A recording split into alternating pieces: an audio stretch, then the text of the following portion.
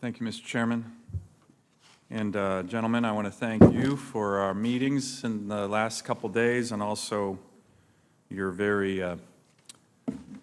exceptional service, decades of service to our nation for all three of you. So I appreciate that, and I want to thank your families, even though they couldn't be here. I want to begin with my opening question that I ask all nominees, which is, will you commit to coming to the great state of Alaska with me to see what Billy Mitchell, the father of the U.S. Air Force, called the most strategic place in the world?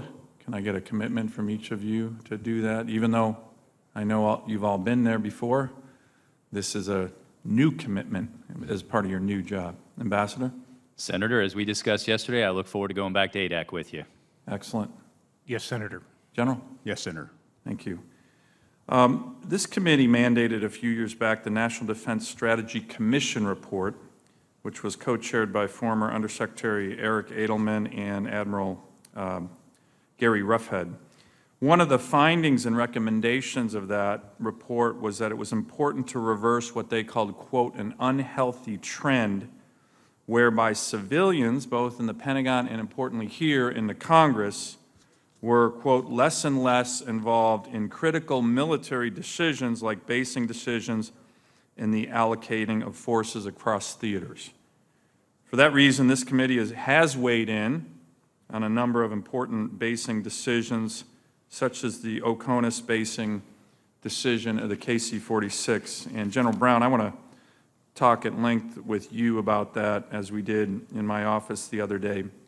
In the NDAA in 2017 and 2018, this committee and the Congress put forward the kind of characteristics they believed were important when looking at the Oconus KC-46 basing decision. And in a hearing in 2018, I ran through a number of these characteristics mandated by Congress with Secretary Wilson and General Goldfein. I'd like to see if your views line up with theirs. One of the things that, again, mandated by the Congress, important to look at having the KC-46 located near not just one, but several COCOMs if possible. General Goldfein thought that was important. Do you agree with that, General? Sorry, I didn't hear you, Senator. You do? Okay. The other, again, characteristics mandated by Congress, near outstanding training facilities, especially for fifth-gen fighters, and training with joint and international partners. Secretary Wilson and General Goldfein said absolutely. Do you agree with that? I agree. The third area was being near facilities that have large airspace for training, large runways, hangars, air crews, maintenance, and very large fuel storage and distribution capabilities. Again, the former Chief of Staff, or current Chief of Staff, and Secretary of the Air Force said that was important. Do you agree with that? I do. And then in a hearing we had twice now, I asked the Secretary of Defense, particularly given the National Defense Strategy with regard to our Russia, China, North Korea challenges, if you co-located KC-46s that were co-located with 100 fifth-generation fighters, F-22s and F-35s, in Alaska, which is what we're going to have in the next year, what kind of message would that send to our adversaries in the NDS? China, Russia, North Korea, Iran. The Secretary of Defense has twice now stated the message that would be sent was that would give the message to our potential adversaries that the United States has extreme strategic reach. Do you agree with that, General? I do, Senator. Senator King mentioned an issue that just came up in a hearing just a couple months ago. General Lyons mentioned in his posture statement that the air refueling fleet is TRANSCOM's most stressed capability and #1 readiness concern, and it continues to underpin the Joint Forces' ability to deploy an immediate force across all NDS mission areas, and that's critical.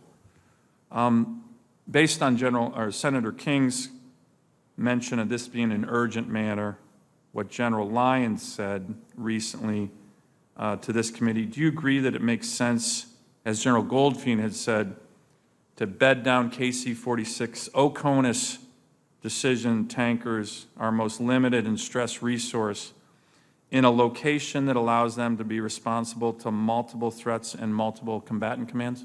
Senator, I agree that we should base the KC-46 in the places that give us the most flexibility. How about multiple combatant commands being able to, does that allow the most flexibility? Senator, that is one of the areas that we'd look at and to give the most reach, and as you described in our conversation earlier this week. Okay, I'm going to continue this line of questioning, but I see my time is up. Well, let me just ask one final one related to that. You're in charge. I'm in charge. I guess I can do this. Does it make sense, kind of on the flip side, to have OCONUS KC-46s in a location that's focused only on one combatant command and will be vulnerable soon to long-range precision weapons from our adversaries in the Indo-PACOM region? Senator, that it probably does not, because it increases the risk to the fleet. Thank you. General Brown, with regard to the OCONUS basing of the KC-46, I've outlined a lot of what others have said, the Secretary of Defense, General Goldfein, Secretary Wilson, this committee, the Congress. And as you probably know, you may know, there are other senior military members who have made comments both in private meetings and publicly about this. One saying it's a no-brainer where this OCONUS decision should be. As you know, this is an important matter for me. So I have one final question for you. If General Billy Mitchell were still alive and he were making the OCONUS decision on where to base the KC-46, where do you think he would base the aircraft? And you can just give me a one-word answer. Was this before or after his court-martial? No, he was reinstated after he got court-martialed, but that was a Senator McCain question. I'm channeling. Senator, I think Billy Mitchell would say Alaska. Okay, he would, and he is the father of the Air Force. Very strategic thinker, correct? That is correct. Thank you. I do want to switch topics now here with regard to the Arctic, and I appreciate my good friend Senator King, and you already heard others. And I think I've mentioned to all of you, there's certainly been an awakening of the strategic importance of the Arctic. Our adversaries are not waiting, as Ambassador Braithwaite has already mentioned, Russia obviously, but China, others. The great power competition that we now know is upon us is really taking place in that part of the world. We have strategic interests there. We are an Arctic nation because of my great state. Unfortunately, as I've mentioned to all of you, the Pentagon has really been probably the last agency in town to realize this. And this committee has stepped up in a bipartisan way over the last several years, whether mandating a DoD Arctic strategy, authorizing the building of 6 polar-class icebreakers. We have 2 right now. One is broken, and the Russians have, last count I had, 54, including nuclear and significant capabilities with regard to weaponized icebreakers. So, but it's starting to change, even at the Pentagon. I would say General Brown, certainly Secretary Barrett, General Goldfein are understanding these issues. Secretary Spencer was a real advocate and understood this. So can I get the commitment of each of you to work with this committee on these important strategic Arctic issues, which, again, the Pentagon's been slow to, but we think are important? Can I get a yes from each of you? Yes, Senator. Yes, Senator. Yes, Senator. Let me just ask a kind of a more specific issue. Ambassador, we talked significantly about the importance of a strategic Arctic port. As you know, the nearest DoD strategic seaport with regard to our interest in the Arctic, in the Bering Strait, where all this increased shipping traffic is happening, is the port of Anchorage. Alaska is a big state. That is 1,500 miles away from the Arctic Circle. We have nothing else that can handle a destroyer, an icebreaker. Secretary Spencer was a vocal advocate for the need of a strategic Arctic port. If confirmed, can I get your commitment to also be a strong advocate for a need for a strategic Arctic port that can handle a destroyer or an icebreaker? Yes, sir. Dr. Anderson, how about you? This is an important issue. As you know, it's been a bit of a issue again where the Pentagon seems to be the last one to recognize the importance of this. Can I get your commitment, if confirmed, to be a strong advocate within the building? Because the problem is at the top level, the generals, the secretaries get it, we get it, and yet somehow in the middle of that big building, it stops these initiatives which are important to protect our nation's strategic interests. Can I get your commitment on that issue? Yes, Senator. As you know, I testified before the committee in March, the subcommittee, and we talked at length about those requirements, and along with General O'Shaughnessy, and he noted there's a fuel requirement up there. So I'm going to take a very hard look at this study that's coming out that we owe you, and I commit to working with you on this issue. But you owe us, in my view, not a maybe, not a blow-off like the last time the Pentagon looked at this. You owe us a commitment, and I'm expecting that. You have my commitment. By the way, General O'Shaughnessy is another strong advocate. Let me just make another. You know, the Department of Defense has numerous what are called regional centers. You're probably aware of these. These are centers for strategic studies. We have one in Germany that studies NATO and our national security interests there. We have one in Hawaii, the Daniel Inouye Asia Center, Strategic Study, Regional Center for the DoD in Hawaii that studies the Asia Pacific. We have the William Perry Center that's hemispheric, Latin America, North and South America. That's here in D.C. The African Center that is also here. The Near East Center, that's also here. These are DoD regional centers. There is not one for the Arctic. I think to show the Pentagon's commitment, there should be one. I am going to have language with Senator Murkowski and a bill that we have introduced, along with Senator King, to have one. Can I get your commitment to work with this committee, which again has been leading on the Arctic, to finally have a DoD regional center as it relates to the Arctic, which we will be advocating for in this year's NDAA? Senator, I'm a big fan of regional centers, having worked at the Marshall Center in Garmisch, Germany for 3 years, so I know the value added that they provide.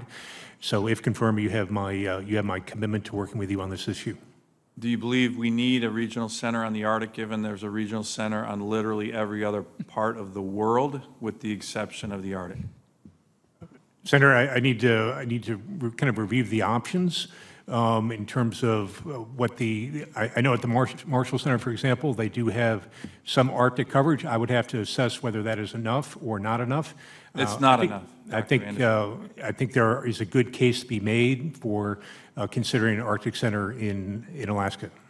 And well, Dr. Anderson, I want to just emphasize with you, to me, this is going to be a demonstration of whether the Pentagon finally gets it. I've been in this job for 5.5 years. It started with the Obama Arctic strategy, which I held up in a hearing with Ash Carter, Secretary of Defense, and I called it what it was, a joke. It was a joke. It was 13 pages, 6 of which were pictures. Russia was mentioned once in a footnote. It was a joke. And since that time, we, this committee, have been leading. We need the Pentagon to lead and help us. I will be viewing this, whether the Pentagon supports this regional center or not, as whether you are finally getting serious about this. So can I get your commitment to take a very hard look at this and be on the front foot, not the back foot, the way in which the Pentagon has been on these Arctic issues since I've been here? yes, Senator, you have my commitment. Let me get one final question. Ambassador, as you and I talked about, there's great training up in Alaska. The J Park has airspace larger than Florida, ground maneuver space larger than Delaware, and sea operating space larger than Virginia. Just one training range in my state. The former Commandant General Neller was very interested in about much more aggressive training with the Marine Corps. and I've talked to the CNO about much more air-to-air training and red flag at JPark. Can I get your commitment to take a hard look, and I've talked about this with General Berger, of course, for much more significant presence of the U.S. Navy, U.S. Marines in terms of training, possible UDP deployments up to Alaska to get this outstanding training, and then can deploy on ships to different parts of the Arctic and Asia Pacific?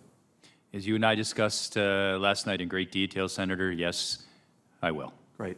Well, thank you, gentlemen. This has been a very informative hearing. Senator, would you consider putting that Arctic Center in Maine? I'm worried that all the suggestions you've made today, Alaska may sink into the Arctic Ocean. Well, maybe it should be two offices, one in Alaska and one in Maine. We will look hard at both. I do want to echo what so many other senators, Democrats and Republicans stated today, which was you are all very well qualified. This is a very serious panel of distinguished public servants. We appreciate that, and we look forward to your continued service for our nation, and we want to thank you again for your decades of service that you have already provided to the United States of America. This hearing is adjourned.